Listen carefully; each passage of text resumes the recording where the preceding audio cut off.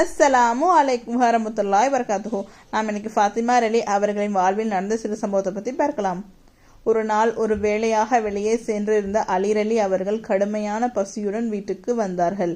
தனது அன்பு மனைவி ஃபாத்திமா அலி அவர்களை நோக்கி, எனக்கு பசியாக இருக்கிறது, ஏதாவது உணவு இருந்தால் கொண்டு வாருங்கள் என்று கேட்டார்கள். எனது அருமை கணவரே, வீட்டில் ஒரு கோதுமை மணி கூட இல்லை. 3 நாட்களாக இதே நிலைதான் நமது வீட்டில் என்றார்கள். அப்படியானால் இதை ஏற்கனவே என்னிடம் கூற வேண்டியதுதானே என்று கேட்டார்கள். தங்களிடம் எதையும் கேட்டு தொல்லை தரக்கூடாது. நான் எப்போதும் உங்களிடம் எதையும் கேட்டு உங்களை வெட்கமடைய வைக்கக்கூடாது என்று என் தந்தையார் உபதேசம் செய்துள்ளார்கள்.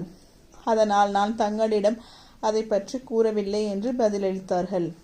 அன்பு மனைவியாரின் அமுதமொழி அலி அவர்களின் உள்ளத்தை வருத்திய வயிற்று பசியை மறக்கச் செய்தது. வாடிப்போயிருந்த சுவனத்து சுந்தரவதனம் மலர்ந்தது.